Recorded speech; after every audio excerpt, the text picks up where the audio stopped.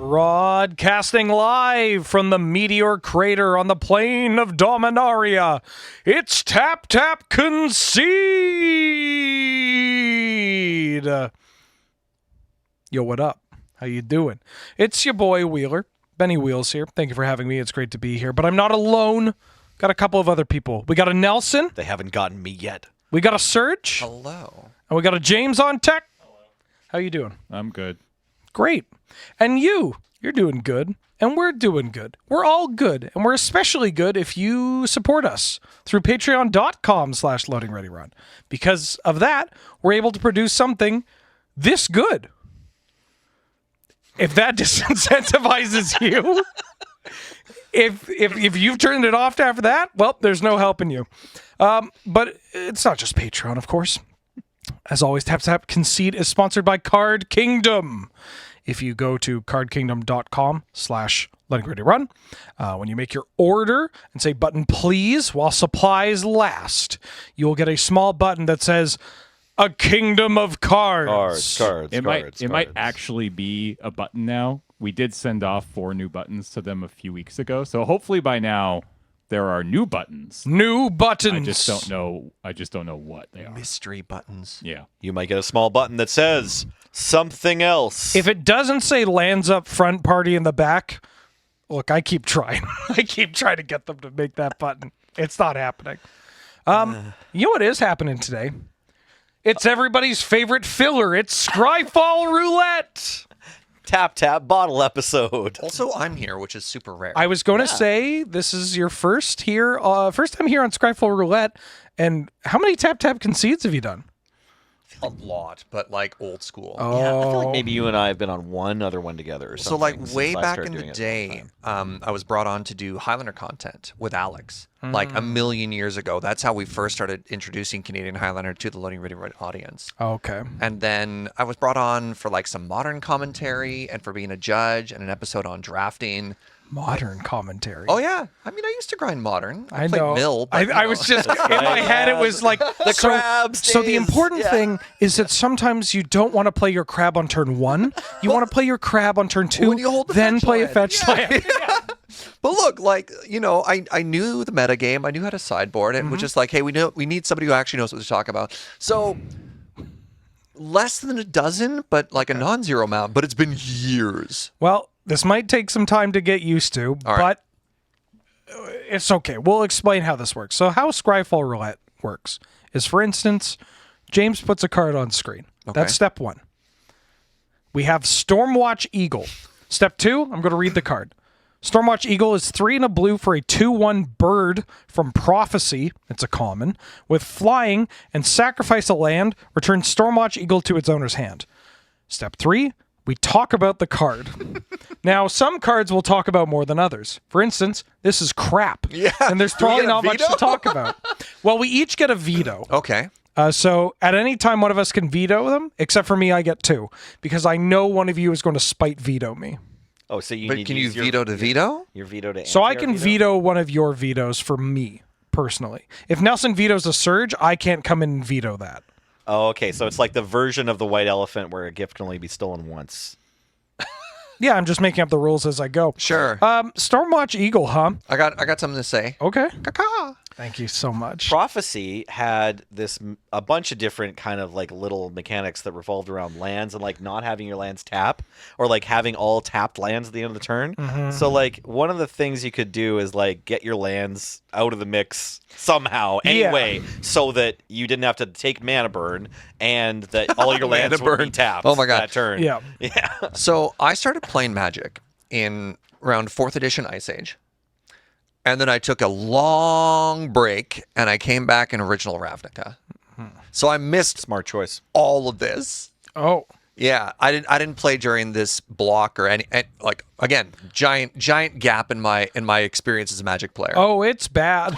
It is so. This is truly an atrocious block and set. I got all the nostalgia, and then I joined back in. I think Ravnica's like a real strong point. Like it kind of was all banger since then, right? Yeah. Ravnica was a slam dunk. I mentioned mana burn, but the other thing this card has going for it, and don't get me wrong here, this card sucks.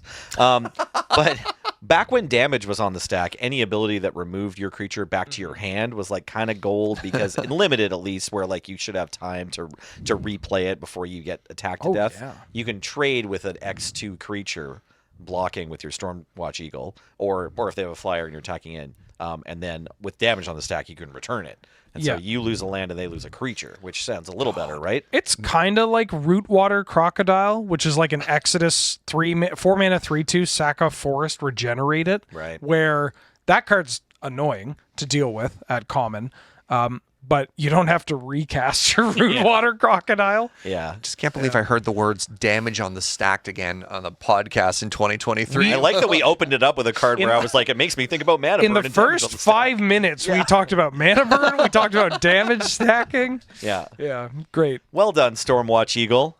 We got a lot out of this card, shockingly. James, next card, please.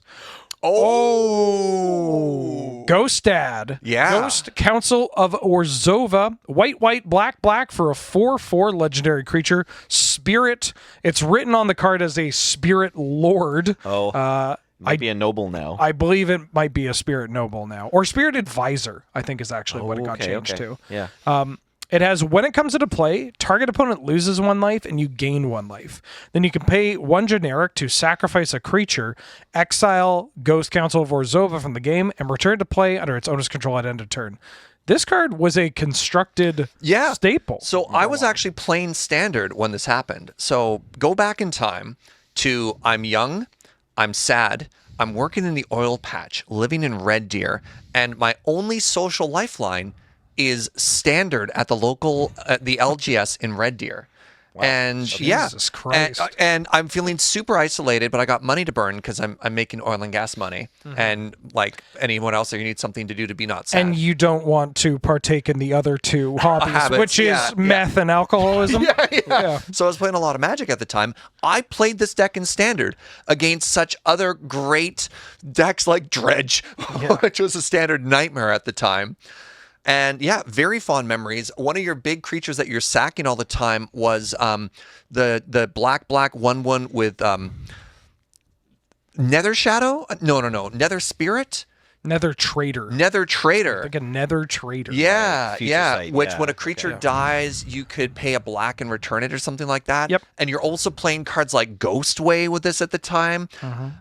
This was at Promise of Bunray? Or no, that would have been beforehand. Yeah, you're also like there's a weird time when like Calciderm was in Standard. Like this is that like Ravnica Future Sight Standard environment. And yeah, I killed people with this a lot. Yeah, this card showed up with Champions Ravnica, with like the Thief of Hope, Tallow-Wisp, like Spirits Matters from Kamigawa. That's right. There was hand in hand had Bunray and this. And then it also saw play. Ravnica's in the middle of them. Yeah, too, I missed all of Kamigawa. I got their Ravnica Future Sight time. Yeah, Kamigawa was before my time, which is why I don't have that weird people who played Just barely Kamigawa though. If you came back for Ravnica. love Kamigawa. It's wild. What do you mean? What do you mean, Daniel? Why are you laughing, James? It's funny that we just moved from one creature that sacrifices with damage on the stack to like nearing the end of that era. Sorry to bring back damage on the stack. Every time I see like Ghost Council or the Golgari rare 4/4 that sacrifices itself and can get back in your hand. Oh, Dredge. the Scarab? Scarab, yeah. I remember the like Morrow or Mark Gottlieb or Aaron Forsyth, whoever it was, article about like, yeah, we put a bunch of creatures in this set that are pretty good and can like sacrifice themselves or sacrifice another creature or whatever, so that you can like avoid Jitte counters getting on or something, or it's like, or it was like with damage on the stack, the creature won't be there, so it didn't deal damage to the creature. I swear to God, if Ravenous Baloth gets pulled, I'm going to hoot and holler so hard. Scryfall's got out for us. Cool card. What a banger of a card. Yeah, absolute good pick, banger. James. Good Great. pick. Great art too. Greg Staples Yes. knocking it out of the park with this one. Just really, like. Now I do have to ask, which Ghost Council you like better? This one or the one that came in RTR after? I got a soft spot for the Gate Crash Obsy Dobsy. Really? Yeah, I mean that one is just like it does something for my brain where it's like it hides in Supreme the shadows just, and comes back and attacks with haste or they whatever. can't Supreme Verdict it. Yeah, you can't get rid it of is wrath proof. I don't know. That one annoyed me. This one is elegant. I took This is the Ravnica. gentleman's spirit I took lord. Ravnica off. That's how bad Saviors of Kamigawa is. Is that it? Literally, I know Saviors was so bad. 15-year-old me was like, nope. This money's going to weed or whatever. Like, just immediately was done with it. And I remember looking at, like, checking in after I had shipped all my cards and seeing, like, Temple Garden and be like, oh. Oh, yeah, you missed all the Rav duels. Yeah. Wow. It's okay. I just missed out on Ravnica Time Spiral. I haven't heard that being like, one of the best standard environments of like all time. See, and then after Ravnica Time Spiral, I took another break and then came back at the end of Zendikar. Oh, And then I haven't taken a break since. great. Next card, please. Hey! Speaking of another card Bangers you all the way missed. down. Yeah. Spectral Procession. 2 hybrid what? Wait, how do I want to do How do you this? say it? Yeah. Hybrid 2 and a white. Hybrid 2 and a white. Hybrid 2 and a white for a sorcery. Put 3 1/1 spirit tokens with flying into play. This card is a stone cold banger. Oh, yeah. It's wow. Man, the body count on this card, eh? It's killed a lot of planeswalkers, by which I mean players. Yeah. I have a very so when I got back into Magic after that break, I came in right on Alara Reborn, and I remember this is one of my favorite Magic stories to tell. I go into YJ again because I had been there when I was younger, and I was like, YJ's still there. I roll up to YJ, and I'm like looking at the packs. I'm like, yeah, I'm getting back into this game. So I go home and I like look at the last Pro Tour, and just there's a whole bunch of Jund decks in this Pro Tour top 8. And there's one artifact aggro deck. And I'm like, I left with Affinity. I love artifacts. I'm going to build that. Build this deck, show up to the shop. I am playing against this guy. Very nice guy. He has 2 standard decks with him. And the first standard deck he plays is a Jund deck that has, he plays like Putrid Leech, which I had seen. And then he ends up playing Garruk Wildspeaker. And I was like, what is that? I've nice. never seen a Planeswalker. Right. Yeah, of course. And so I get slaughtered by this guy 2 games in a row. I'm like, he's like, I can play my other deck. I'm like, sure, yeah, whatever. And he plays mono white, or no, was mono white Kithkin, or was like black Sometimes white it's blue-white. tokens Oh, or there something? was also a black-white, like Eventide Cards Matter. Yeah. that also played. This card was in a lot of decks. He had it was like Bitter Blossom plus Spectral Procession, Oh, but black-white also tokens, that deck was too, also yeah. on like Figure of Destiny sort of cards. So Okay. Either way, he casts first a Bitter Blossom. I was like, what's that? Yeah. But then cast Spectral Procession, and I'm reading these cards, and I skipped Ravnica block, so I didn't know what hybrid was. Right. And I'm like, this costs like 9 mana? Like, what is, and then read the reminder text, and I was blown away that I was like, they made a better Raise the Alarm? It's just... So then the ending of the story is I go back home and I look, and the Pro Tour was a block Pro Tour. Oh, so I just all these Lorwyn Everything block from Lorwyn you cards. missed. Just which I'm glad I didn't buy into these, Lorwyn block cards. I'm God, sorry. that's so funny. That's very funny. Yeah, in reintroduction to Magic involved getting murdered by Spectral Possession. I mean, speaking of just what card is that? So I'm at YJ. It's around when I'm getting into standard again at Zendikar block. And I don't know who I'm playing against, but I got mana leaked for the first time. And I just shouted, I'm like, this is a card? Like, what do you mean pay 3 mana? It's basically just a counter spell. yeah. Counter spells are part of the game. If you like this card, be sure to check out Windbrisk Heights.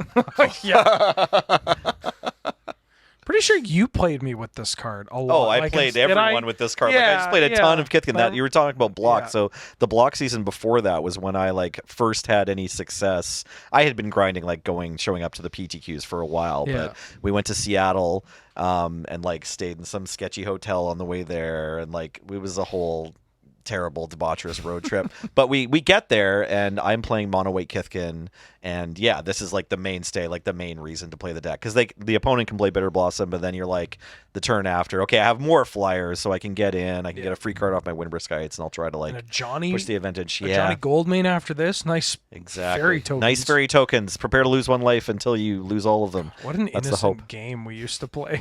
Yeah, it was a different time. I did lose to fairies in the top 8, but it was my first time making the top 8. So well, hell yeah, congrats, dude. Yeah, and I just played a lot of reps with that deck. I really liked my 2/2 lifelink first strikers, Knight of Gold Meadow. Oh yeah, Yeah. that's a good one. My little Wizen Sens and the Cloud Goat Rangers.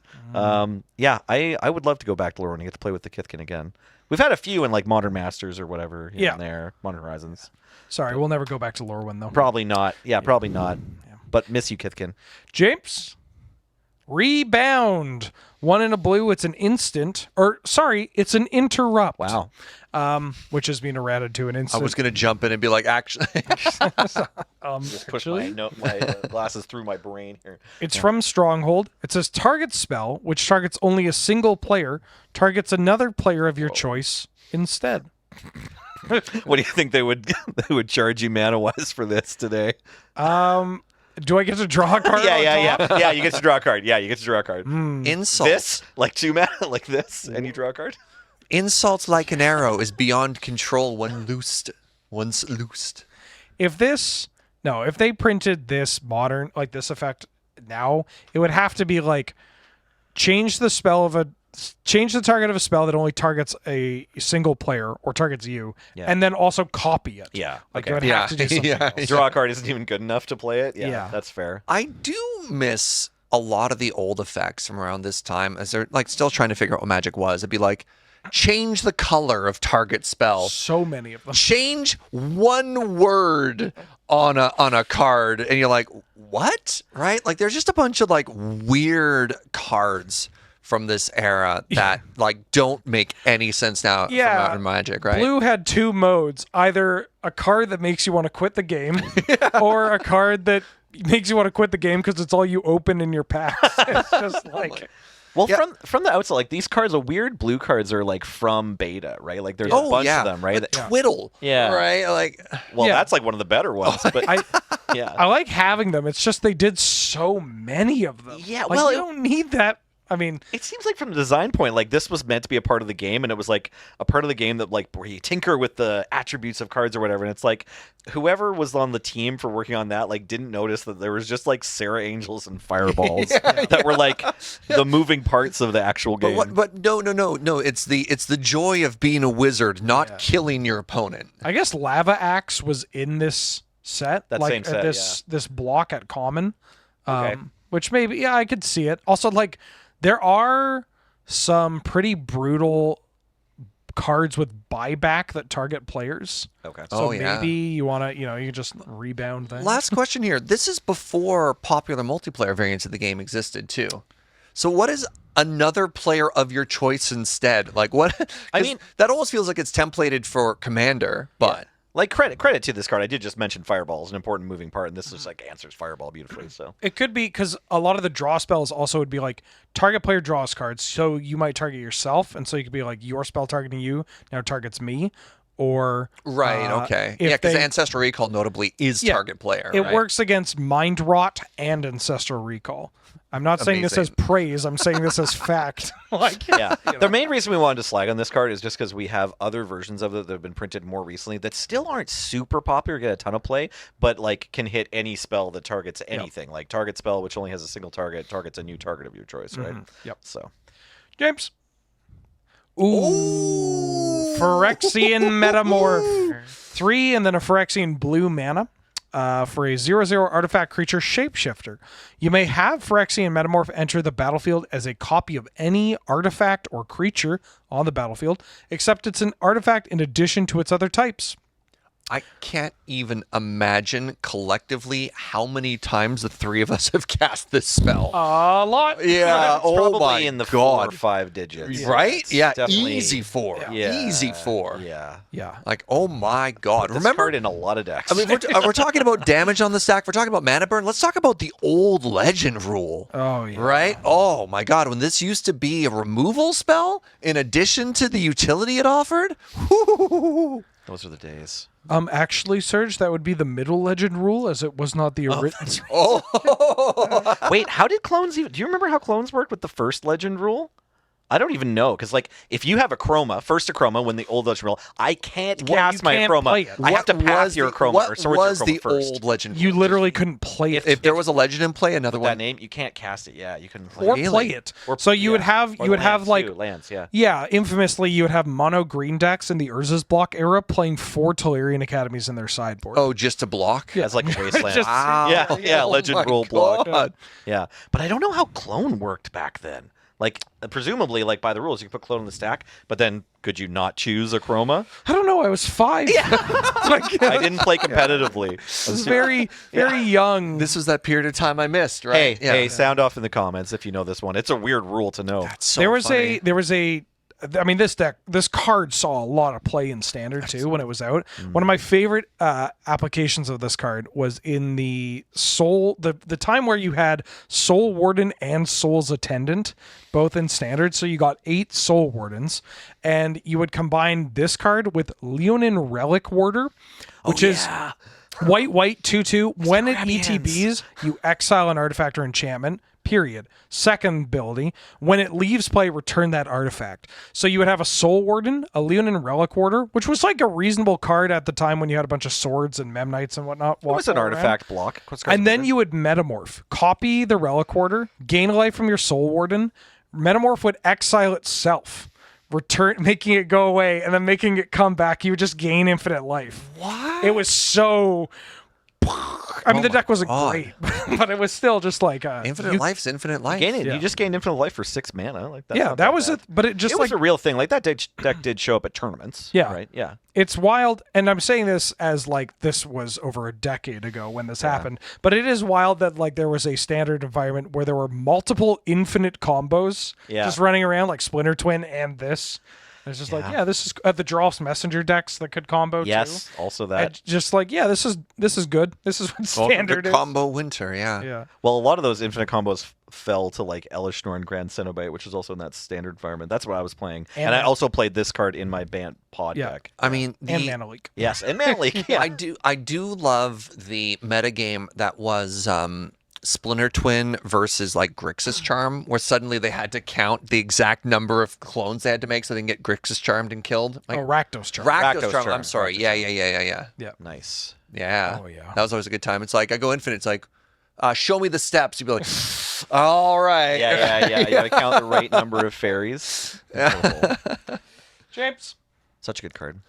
Garruk Apex Predator. 5 black and a green for a 5 loyalty Planeswalker. Garruk. Legendary Planeswalker at that. +1. Destroy another target Planeswalker. +1. Create a 3/3 black beast token with Death Touch. -3. Destroy target creature. You gain life equal to its toughness. -8. Target opponent gets an emblem with whenever a creature attacks you, it gets +5/+5 and gains trample until end of turn. This card ended up being a real stinker, huh? Target I wonder- opponent. Oh, Yeah. yeah. Okay, I was like reading that for a second. What a weird emblem. Fun fact about this card: M15 was sort of, it had a like, this is Garrick's set, like it's a Yeah. Garrick story theme, like not permeating through the whole set, but like at the pre-release we had this like big copy of Garrick with different abilities and a different loyalty that was meant to be a like Magic Solitaire game, Yeah. where you could just play your deck against Garrick, and like you would take your turn, and on Garrick's turn it would make wolves. Like you could choose any mode, or your opponent could play it, or you could just choose the mode that seems like it's the worst for you or whatever, and then your goal is just to attack Garrick and kill it, and it had like 20 or 30 life or something. It's where the big Garrick's axe prop came from. Like Oh, that okay. era, too. Yeah, right? exactly. And like, that was like the only time they did that. Like they didn't do another another pre-release with that, like a mini gimmick. game or whatever. Yeah. Actually, I think you'll find that for Theros block, there was the fighting of the Hydra. Yes, but that was a whole deck, right? Like the Fight Oh, the Hydra you thing. mean- Yeah, okay. very similar. Very similar. I'd like to retract my own. Actually. No, for sure. It's same. I think same Same kind of vibe of Yeah. design. Yeah. Absolutely. No, it's not the only Magic Solitaire thing, but it was the only like just this one card is all you need for the Solitaire game. But the design-wise, I want to say, I wonder if some designers look back and they're like, if only we hadn't made Karn and Ugin, or like Karn was first, right? If we hadn't made Karn, then we could make 7-mana planeswalkers that were interesting. I was gonna say, and people like, want to play. You yeah, know? for 7 mana, this just does nothing. Well, it just doesn't do anything that's as good as what Karn does, right? Yeah, because Ugin is an entire board wipe. Yeah, exactly. Right? Yeah. Karn attacks the hand or the board, and then like effectively has an ultimate that wins you the game. Like This guy can make creatures, but he's also harder to cast than Karn. I don't know. yeah. Very tame. And the ultimate's like worse than the Karn. Which feels like this is the kind of card. I guess maybe they were worried of like a Farseek cultivate metagame or whatever, where it's like who casts their Garruk first, or I guess you want to cast it second, so you can Yeah, destroy that exactly. Garruk. their You just want to draw Yeah. more Garriks than your opponent. Yeah, so maybe that +1's a nice limiter. Yeah, kind of a weird card that they didn't like push more. Right. And only 5 loyalty for 7 mana. It's really funny when you put this card next to Oko. I'm gonna play this. I'm gonna kill your creature. Oh, you have a shock. Yeah. And I know this can kill Oko right away, and that's great, but it's still just like, I don't know. You put Oh, them this both- is how I beat Oko. Play all the I have to 7-mana do is card. get to 7 mana. Yeah, slow down there, Oko. Yeah. James. James. Warlords. I'm gonna veto this. That's I'm how using you my kill veto. Oko. Yeah. Using my veto. All right. Ooh, Gust Rider Exuberant. 2 and a white for a 1/2 from Shards of Alara. It's a creature, a human wizard, and it has flying. Sacrifice Gust Rider Exuberant. Creatures you control with power 5 or greater gain flying until end of turn. This set, I want to go out right now and say it. I think this block is a masterpiece. Like an underrated. Like for limited, you mean? In general, just in I think general? it's just such a. I mean, again, Yeah. this is when I came back Okay. to the game. Okay. But even I was just playing standard. I played like very little limited from this set because I came in at the tail end. But like, this is a card that works for Naya and Bant. And I guess technically Esper, but Esper cares about flyers a bit in that set. Like you have a bunch of Esper flyers. Naya cares about creatures with a big amount of power, just because that's their whole thing. This card, I think, is like what you would qualify as a Naya card because it has the power 5 or greater. Yeah, it's in the Yep. Naya shard. Yeah, Yeah. for sure. It's from Naya. And then Bant, the way that this is worded means that you could attack, stack up Exalted triggers, and then sacrifice before blockers to give it flying. Yeah, that's clever. Yeah. Just like so many of these cards, it sounds weird to gush over this really bad common, but it's a great example of like how this set is just everything kind of ties in, even at common level. Like, yeah, I think I think Alara is a masterpiece that I wish more people would give it its flowers. It was like one of the lowest attendance ratings, I think, for the game. Like, it was- Really? yeah, people Wow, didn't play a lot during Jund. Alara.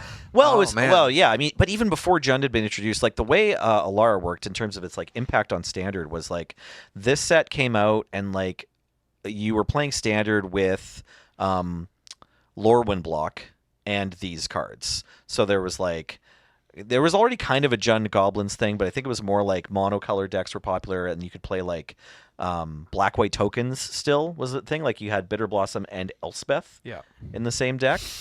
Knight Errant. Yeah, exactly. So that was popular, and then this set, the first Shards of Alara set, also had Cruel Ultimatum.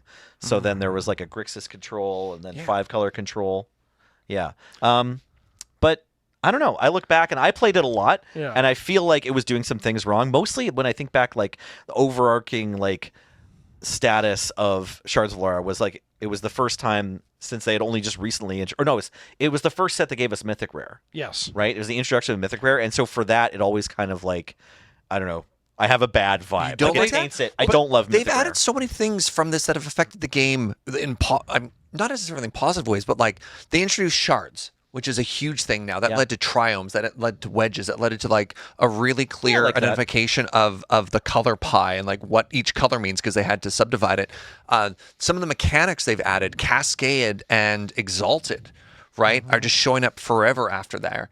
I think they also did a good job of like further within the shards identifying like I mean, this goes back into color identity. I'm repeating myself, No, but like where artifacts matter and Yeah. stuff like that. When enchantment matters, where they push it. The introduction of Mythic is actually kind of cool.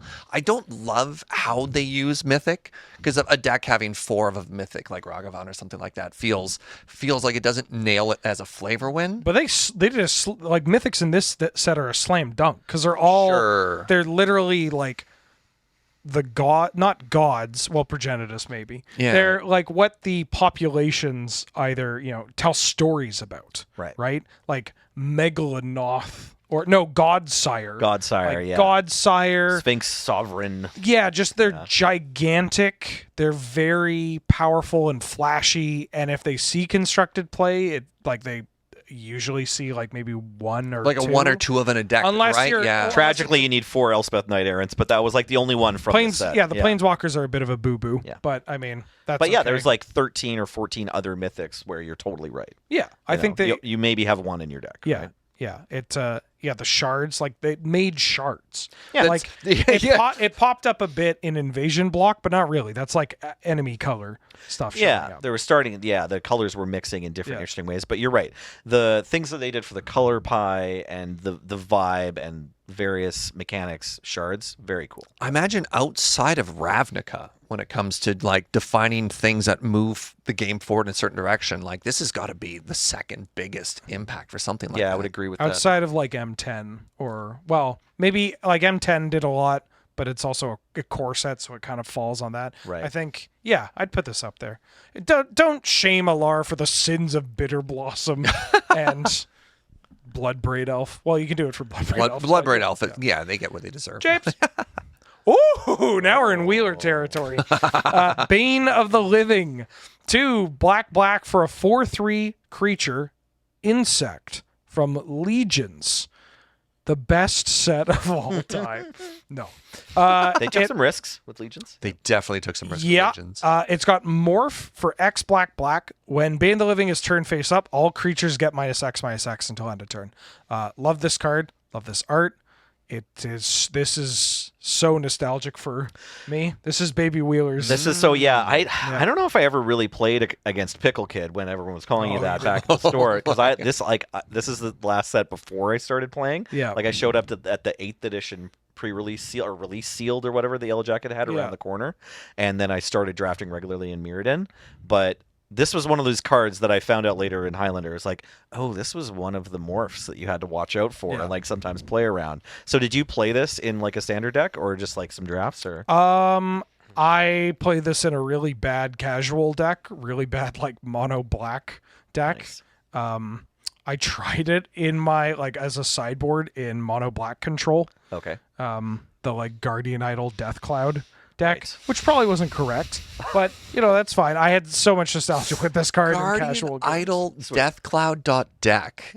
Yeah, mono black Death Cloud. Oh my god. Yeah. Yeah. You don't sacrifice your artifacts, and then you can turn your artifact into a creature. This guy gets it. Sick. This Sick. guy gets it. Yeah. For people at home that don't know, Legions is a set that only has creatures. Yeah.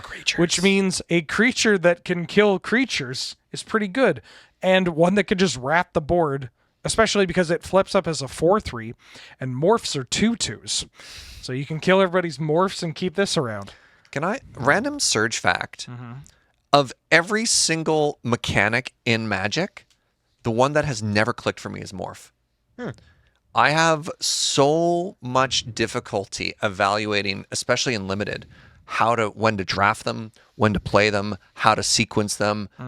I just never, there's nothing that has made it understand of like, oh, no, you pay it this way before. Because every time I play a morph creature, it dies a 2/2. And every time my opponent plays a morph creature, they're a god and they get me. They flip during combat and eat two of your creatures. Everything like that. It's always the exact perfect counter to what I have. And everyone I have is just, I've sequenced wrong and it's bad. All you need to know is that Glory Seeker is so good in formats with morph. Because it's a 2-mana 2/2 that. Oh, you got a bid here? Hey Siri, remind me to put more morphs in my deck. Sure. I've added 4 Exalted Angels to your Card Kingdom cart. James. Ooh, Bestial Menace. 3 green for a sorcery from World Wake. Put a 1/1 or create a 1/1 green snake token, create a 2/2 green wolf creature token, and create a 3/3 green elephant creature token. Pretty good and limited. Yep, not bad. Makes 3 bodies for 1 card. I remember playing this in there was like a period of time at YJ where like I think Kellen was winning with a polymorph deck, and then other people tried winning with polymorph decks. Yeah, so that polymorph deck he copied from, what's the player's name? Like one of the best Japanese pros of all time. Kenji Samura, I believe is correct. I think it was Kenji, had like taken a bit of a break and then came back and needed to get onto the Pro Tour by winning a PTQ. On Moto? Is this the Moto one? No, well, I mean, they played it on Moto too, but I'm pretty sure he just went to in-person PTQs, and he came in like second in the first one, and then first place in the second one he played. Like, it took him 2 PTQs with blue-green polymorph into Emrakul, and you would play Jace the Mind Sculptor. And I remember reading this article, he was like, this list is pretty solid, and like I wouldn't change much about it. And I would also say, if you don't have 4 Jace the Mind Sculptors, see if you can borrow up to 4 Jace the Mind Sculptors from your friends, or try to like get them somehow. Play as many Jace the Mind Sculptors as you can. Try not to skimp on Jace the Mind Sculptor, which is neat. Like, reading that, and at the time I was just like playing Jund, and I had gone like, when World Wake came out, we saw this interesting shift with like Gideon Jura and Wall of Omens. Like they stacked that set a little bit to beat Jund, and it was like I went from killing all the blue-white players always to starting to 50-50 to starting to like 25-75 the blue-white players. Blade showed up. Yeah. Oh. Their Wall of Denial now draws them a card. Yeah. Why would you do that? I remember, I don't know if this card was in that main deck, but I remember this is the kind of card somebody, I'm not going to name their name. Okay. Because they're a gross person. Okay. However, they were playing a polymorph deck, and they had this in the sideboard, and I remember they brought it in, and they cast it against me when I was playing Cawblade. Okay. And I was like, whoa, you're playing Bestial Menace? Or not Cawblade, the Jeskai control deck that was played at the time. The Baneslayer control. This was like a Lara World Wake, or maybe it was that. Either way, they played. Probably just blue-white. I'm playing a deck with Day of Judgment. Okay. Is what I'm trying to say. Sure. I don't remember exactly what it was. I just remember they played this card, and I was like, wow, okay. I'm still going to cast this Day of Judgment. Right. And then after I asked them about it, and they're like, well, it means that I cast this card, and then I can polymorph the snake, and you have to deal with my elephant and my wolf. And I'm like, I get that. But I'm still just like, I'm just blowing up everything the second you commit to this I'm kind just of. going to Day of Judgment no matter what. It was the classic like F&M. It's the thing I miss about not being able to play like F&Ms or like standard environments being like this, because it's the classic like, I'm such a genius for this, and then in application it's like I've got 4 spell pierce, or up to 4 spell pierce. Like, I'm already bringing them in for your polymorph. I'm going to hit your 5 mana sorcery. The worst case, man, when your deck is not viable because incidental sideboard hate on like a top tier deck just hits you, like nobody would want to counter your deck, but they have all the tools to counter it anyways because you're similar enough to a top tier deck, right? At least when you're in that spot as the like brewer deck, like try to make what you're boarding in not just lose to the same things that like your opponent's gonna do, which is tough, but in this case it's I want to say too, like, this card appears to be, and I'm sure it was a fine card in limited, but it wasn't like the most exciting thing you wanted to do in that limited environment. I think, because like if you were in green, what you probably wanted to do is make a big thing and then give it flying with that land. Well, they had landfall in green. Like, you could be making beasts off your rares and stuff, right? Like, or am I confusing that? This is World Wake, not Zendikar. Maybe they didn't have. Well, they were together. It was, you only ever got 1 pack of World Wake and then 2 of Zendikar. Right. And the World Wake set, like this card included, did a good job to make green and blue more playable. Zendikar was a weird limited experience. Mardu, you just wanted to be in Mardu. Like, Yeah. Preferably just 2 or just 1. Or of those just colors. mono red, right? Yeah, Like, yeah. God, If you can have a 1-color deck that's one of the Mardu colors, you're laughing. I remember playing against Stefan Bard in like a drink and draft thing, and we're in the finals of this draft, like money draft, for triple Zendikar, and he drafted blue-white, and his deck's not that great, and he had Tempest Owl in it, which is like a like 2 mana 7-mana 1/2, kicker or something? Yeah. 5 mana for kicker. Yeah. And like when you kick it, it like taps down their board, your opponent's board or whatever. But it's just a 2 mana 1/2. And I remember playing against this and being that moment of being like, you're not allowed to win with this kind of card. It's too bad. And then realizing, wait a minute, no, I'm bad. Like, I'm losing to this. I'm bad, and Stefan's good. I've got to smarten up, or I'm going to keep losing to good players with bad cards. And then he did. How about that, hey? And So now- few players decide to get better at Magic and then do it. And now look at me, washed up. Just can't win a match to save my life. I know, but you were better in the middle there. That's true. I had a pretty hot streak. There was around that one. 2013. There was that one time. Next card, James. Whoa. Plasmancer. yeah. Plasmancer. 2 and 2 black for a 3/3 artifact creature Necron Wizard from the Commander 40,000 decks. It's got flying and an ability Dynastic Advisor. When Plasmancer enters the battlefield, search your library for a basic swamp, reveal it, and put it into your hand. This deck is messed up. This deck is so cracked. Honestly, I kind of love this. There's very, very few cards in black that gets you mana. It's like this and one of the 4-mana Lilianas. Oh, of the Dark Realms? Right, that tutors for swamps and puts it down. Like, Clearing Surveyor, baby. oh, Yeah, they all end up- Simulacrum. oh god, Liliana's Shade. Yeah. yeah. But this one's a 3/3 flying for 4 and an artifact. I don't Yeah. know. Do you want your Solemn Bot to fly? Block's better. I mean, it puts it into your hand, not onto the battlefield, which is kind of sad. Yeah, that's true. Sorry. The one downside about this set, it's a pretty good complaint to have, is that all the cards look so intense and cool that I assume they're better than they are. Yeah. Like when it's a card like Oh my this. God. Like I know it's a role player. All right. Actual closer critique. A lot of these Universe Beyond, is that the thing? Yeah.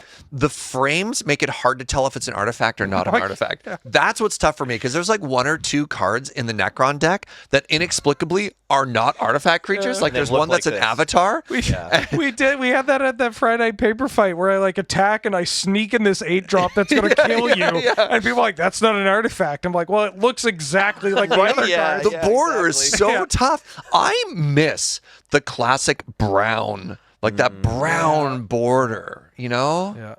Hard to bring that into the new colored artifacts era that we've lived in since Shards of Alara. James- That was another thing that popped up first. James, let's see that classic brown, please. Yeah. No, brown. No, we need Okay, a brown. we gotta veto okay, that Yeah. I don't want to veto the cat artifact. No, brown. I want brown. Serge's veto is being used. All right. Classic brown. Show me the brown. That you have to use your. That's not a card. Vintage That's a scheme legal, card. James. It's a scheme card. No, James is just messing with us here. We That's don't get to okay. choose a brown Your will card. is not your own because we don't get brown. Very rude, I James. miss Very setting rude. schemes in motion. When are we getting Arch Enemy 2? We got Plane Oh, I Chase got 2. some bad news for you. Fool! Arch Enemy. I'll show you how to use that thing. I'll show you how. Hey! Oh my God, the Juggernaut! There it is. Juggernaut. This And was this the is first the- deck the- I ever built. And this is the beta printing of it as well. Yeah. Oh, James, bravo. 4 mana. Artifact creature. Creature type. Juggernaut. Name. Juggernaut. Occupation. Juggernaut. It's a 5/3. Must attack each turn if able. Can't be blocked by walls. Yep. I play this in Modern Magic. You cast it off of Mishra's Workshop. Oh, baby. That's. I probably shouldn't, but I still do. You get 1. I have a beta version of this card too. I too Yeah. purchased a beta version of this card, which I played maybe 5 times, which is still more than you probably should. I think I still just have my revised copy from when I was a kid. I didn't get a beta one in my opening starter pack, but I did have this out on turn 2 with Soul Ring a couple of Oh, times. yeah. My favorite part of this is how they keep iterating on the Juggernaut, too. Like, it's so iconic, and people love it so much that they're like, can we make a version of Juggernaut that's playable, but still just god-awful, right? They did that for so long. Like, there are so they many. have to be bad, right? Well, from, Like Masticores. yeah. I mean, Masticores, they're all pretty bad. Oh, Razormane Masticore was okay. Original Massacre was kind of good in it for its time. Sorry. Well, yeah, the OGs are always like A little better, yeah. Like this card was actually good. Yeah, this- in oh my like God. in like alpha beta constructed. Right? I'm sure there's It was somebody. like a real part of the metagame. There's someone right now in the comments typing that this was restricted in Type 1. Right. Like it was or extended, one of the two. Okay. I think it was Type 1. But All right. yeah, this card's a house. Yeah. I really want to swear because it's a brick house, you know? Yeah. Yeah, big boy. Letting it all hang out. James. This is the card that taught us about clocks. Because if you had Sarah Angel and I had Juggernaut, unless you wanted to trade, I was going to win one turn earlier. Wow. James. Commence the end game. This means we'll only have 2 more cards after this. 4 blue. It's an instant. This spell can't be countered. Draw 2. Then amass X zombies, where X is the number of cards in your hand. I'm trying to be very particular because we just got amass orcs, and this has been errated to be amass zombies. Even gods shall kneel.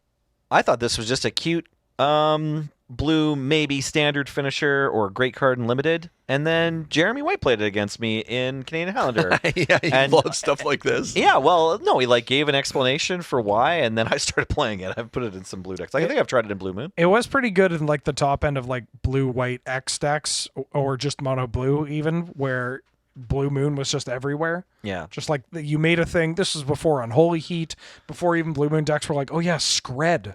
And it's just like, I'm going to draw 2 cards. You can't counter this, and you can't kill this creature. Yeah, You have making to an commit 8/8. like a bounce spell or Yeah. whatever.